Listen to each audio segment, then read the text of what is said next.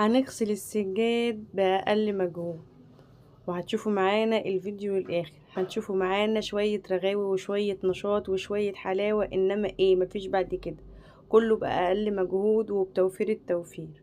ما دام وفرنا في صحتنا يبقى وفرنا في كل حاجة. قبل ما نبدأ الكلام نصلي على النبي عليه الصلاة والسلام، عليه أفضل صلاة وسلام. يا صباح الرزق، يا صباح الهنا، يا صباح السعادة، يا صباح الشفا، يا صباح كل حاجة حلوة في حياتنا وكل حاجة بنتمناها نقوم الصبح نلقاها. قولوا يا رب، قولوا امين. ده بقى خروف العيد. ايه رأيكم في خروف العيد اللي شفتوه معايا ده؟ فخروف العيد ده من على السطح، من عندنا في تربيتنا في بيتنا. قريت كل المصريين يعني يوفقوا كده ويعملوا اكتفاء ذاتي. فقبل ما نبدأ بقى الشغل وقبل ما نبدأ الكلام، وزي ما قلنا صلى على النبي عليه الصلاة والسلام، قبل ما نبدأ ان احنا نشتغل فطبعا بنعمل غدا الاول ونركنه على جنب. بس انا مش هعمله كله معاكم، انا هنعمل السريع اللي هو هنضف الفرخة زي ما حضراتكم ما شايفين، وهنظبطها ونحط نقعها في مية بملح بليمون ونركنها على جنب عبال ما نخلص اللي ورانا، عشان ما نكسلش ان احنا ما نعملش اكل ونلاقي حاجة بعد ما نخلص ان احنا ناكلها. عاوزاكم تعملوا اشتراك للفيديو وتسمعوه للاخر، وان شاء الله باذن الله الفيديو هيعجبكم جدا جدا جدا جدا جدا جدا جدا جدا. بمناسبه العيد ان شاء الله باذن الله هتبعتوا لي لايكات كتير وهتساعدوني وتفرحوني، زي ان شاء الله باذن الله ما هساعدكم وافرحكم في الفيديو ده جميل جدا. الفرخ اللي معانا دي زي ما قلت لحضراتكم من على سطحنا، دي وزنها اللهم صل اللهم بارك ما يحسد المال الله اصحابه طبعا، اللي هو احنا يعني. اللهم صل على سيدنا محمد، وزنها كانت 3 كيلو. بس طبعا الكاميرا مش مبينه الكلام ده خالص، ما علينا. دلوقتي احنا بمرحله التنظيف. في ناس كتير جدا هيقولي بتنضفي في الحوض وبتبهدلي الحوض وبتبهدلي السيراميك والكلام اللي حضراتكم عارفينه ده كله. لا، احنا بعد ما بنخلص وزي ما بننقع الفرخه بملح بليمون بنعمل الحوض بخل وليمون. عاوزه الاول بنغسله بصابون، يعني بسلكه كده، وبنغسله بصابونه او ببريل، وبعدين شويه خل كده وترشيهم عليه وليمونه وتظبطي الدنيا. مش هتلاقي اي ريحه زفاره خالص خالص خالص خالص. اللهم صل وسلم وزد وبارك على سيدنا محمد وعلى اله وصحبه. بعد اذن حضراتكم كلكم تدعوا لجوزي بالشفاء، بعد اذن حضراتكم تدعوا للمسلمين بحالهم بالشفاء، بعد اذن حضراتكم تدعوا لنا ان ربنا يبعد عنا شر عيون الناس، ويبعد عنكم حضراتكم كلكم شر عيون الناس. الحاجات دي طبعا مذكورة في القرآن، انا مش بجيب حاجة من عندي. ومش بتكلم والله على الفيديو، انا بتكلم على الحياة على الحياة الوقت يعني اللي بيحصل في حياتنا. والله مش بتكلم خالص على الفيديو ولا على الكلام ده. بس في ناس ممكن تبصلك في ضحكة، في ناس ممكن تبصلك في كلمة او في انك ماشية تبتسمي. بيحسدوكي على الحاجة دي، يعني بيحسدوكي على الحاجة دي، حاجة ملهاش ريحة اللازمة. طبعا الفرخة كده وصلنا اهوت ان احنا نفتح المنطقة دي. يا جماعة اللي انا بعملها بايدي دي لازم تتنضف كويس كويس كويس كويس جدا جدا جدا، وتأكدي عليها مرة واتنين وتلاتة، اللي هي ظهر الفرخة دي. اي فرخة او اي بطة او اي طيور عموما يعني، المنطقة دي لازم تغسلها كويس كده من جوه لحد ما ميتها تبقى بيضة خالص. وطبعا دي القناصة كمان نضفناها وظبطناها زي ما حضراتكم ما شايفين. ما شاء الله اللهم بارك. الكبدة بتاعتنا انا بوريها لكم ان هي حاجة الله اكبر عليها، ما شاء الله اللهم بارك. على فكرة ده مشروع كويس جدا ممكن تعمليه في البيت. انك تعملي فراخ وتبيعيها، وهنعمل فيديو ان شاء الله نتكلم فيه عن الموضوع ده. بس دلوقتي احنا في العيد فبنتكلم بقى ايه، خلينا في روتين العيد احسن. انا عاوزه حد يقول لي فكره لايديا دي. انا صوابع ايدي غير كف ايدي غير دراعي، يعني الثلاث الوان مختلفه، انا مش فاهمه من ايه ومش فاهمه ليه. فلو حد عنده حل يبعت يقول لي. وكلكم حضراتكم بتتابعوني منين؟ تبعتوا تقولوا لي ان حضراتكم بتتابعوني منين. وكمان عاوزه حضراتكم تبعتوا تقولوا لي في التعليقات ايه رايكم في الفيديو، اكمل اغير، في حاجه كتيره في حاجه قليله. يعني عاوزه راي حضراتكم في الفيديو بحيث ان انال رضاكم. هنا طبعا من غير اي مجهود الطشت ده ملينا ميه، وحطيت فيه كلور وحطيت فيه اومو ونقعت فيه الفرش اللي حضراتكم شايفينه، قعد 3 ساعات منقوع، ويبقى كويس جدا لو نقعتيه من بالليل للصبح، بس انا نسيت انقعه من بالليل، فنقعته الصبح وغسلته تقريبا على الساعة 12 كده او واحدة. غسلته بعد ما يعني هو كان منقوع، فنزلت عليه الاول برجلي كده، وبعد كده قمت عاملاه بالفرشه زي ما حضراتكم شفتوا في الاول، وبعد كده بقيت اعمل حته حته واشيلها على جنب.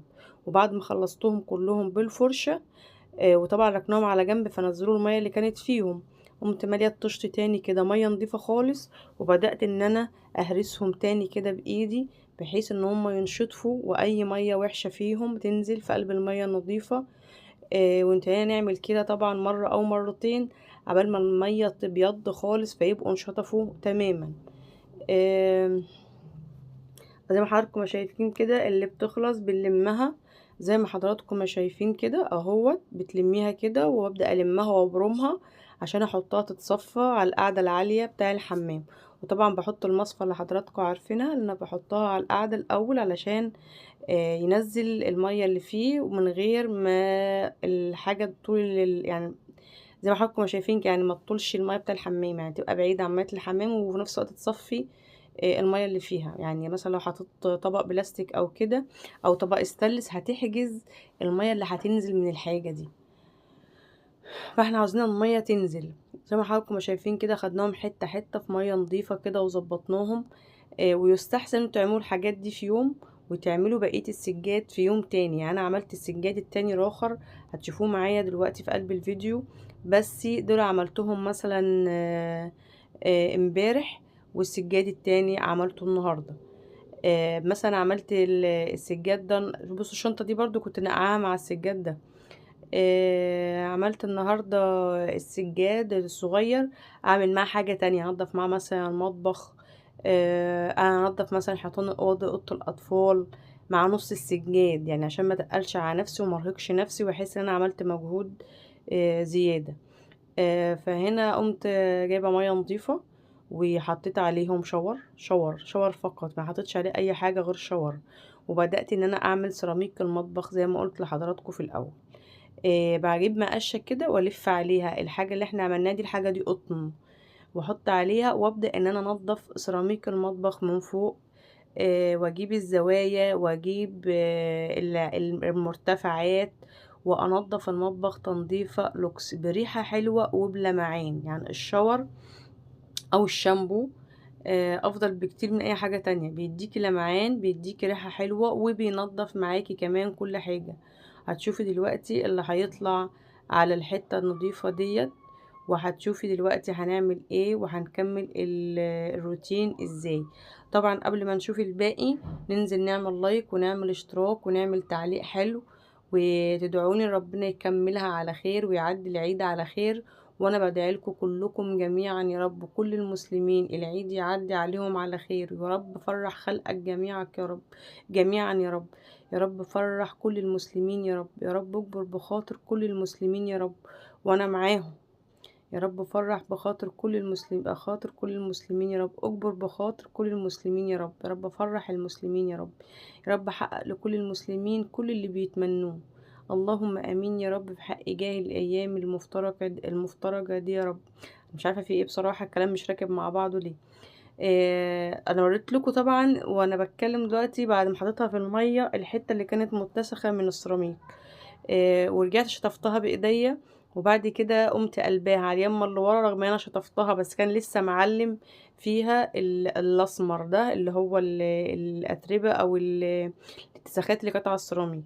فقلبتها خالص وبدات ان انا اكمل بالاتجاه النظيف، اكمل بقيه الحاجه بقى اللي هي القصيره. انا جبت من فوق بالمقشه والحته، والحاجات اللي انا طولها بايدي دي بعملها بايدي.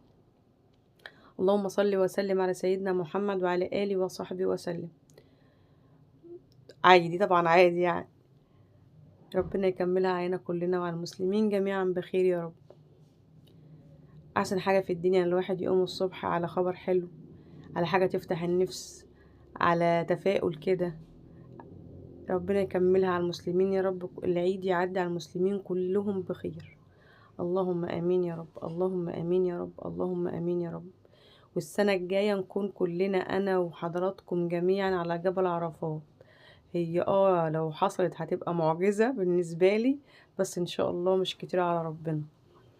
ربنا يشفي مرضانا ومرضى المسلمين جميعا يا رب، اللهم صل على سيدنا محمد. ارحم موتانا وموتى المسلمين جميعا يا رب، اللهم امين.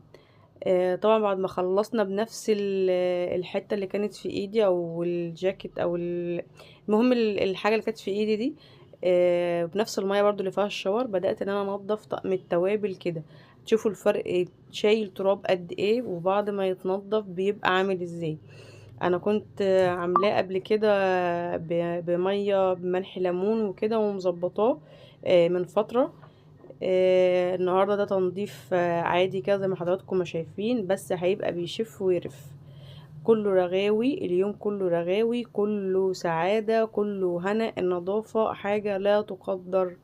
النظافة حاجة من الحاجات الكويسة جدا اللي بترفع المود جدا جدا جدا، اللي بتخليكي مبسوطة، حاجة بترفع من سعادتك شوية.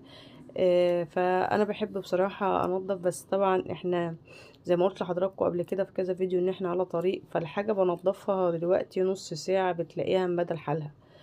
بص دي من دي بقى، طبعا الكاميرا مش موضحة قوي بس حضراتكم هتلاقيكم ملاحظين. زي ما حضراتكم ما شايفين كده، احنا حاطه فيها مناديل عشان الاخرام دي، عشان ما تعملش روايح شديده في المطبخ اللي هي ريحه التوابل. فالمناديل دي بتسد الاخرام، فما بتعملش روايح خالص، بتحافظ عليها كويس.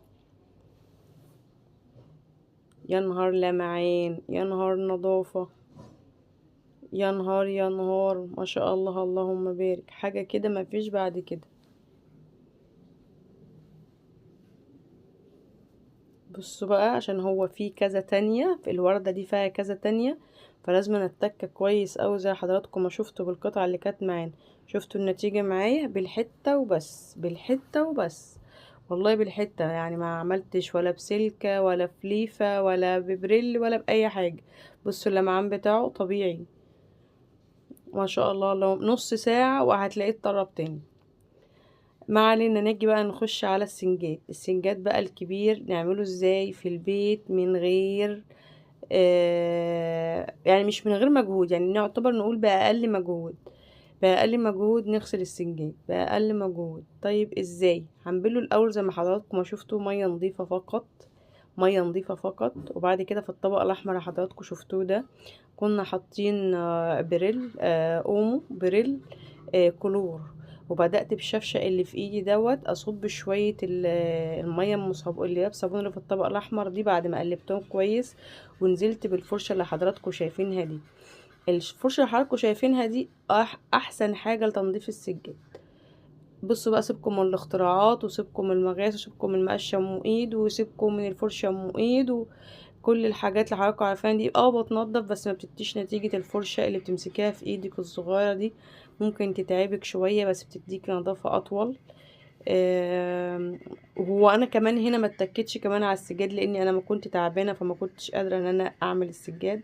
بس على قد ما نقدر كده رغيناها وظبطناها، وان شاء الله هتبقى زي الفل، وان شاء الله هتبقى نظيفة. وبعد ما خلصناها خالص بنبدأ بقى نجيب مية نظيفة تاني. احنا حطينا مية نظيفة في الاول ان احنا نبلها، وبعد كده مية بالاومو والكلور، وبعد كده مية نظيفة تاني ان احنا نشطفها كويس. والحتة اللي نشطفها نلمها ونضغط عليها، الحتة اللي نشطفها نلمها ونضغط عليها لحد ما نخلص السجادة خالص. وبعد كده نجيب اللي بعدها، وبعد كده نجيب اللي بعدها، حسب عدد السجاد اللي عند حضراتكم. ولو مش عاوزين تعملوا اللي هو في الطشت وتعملوها كده بالطريقة دي كله هيمشي برضو، بس عشان ما نزهقش فنعمل شوية كده وشوية كده. يعني الحاجة المتكررة او كتير بنفس الطريقة ممكن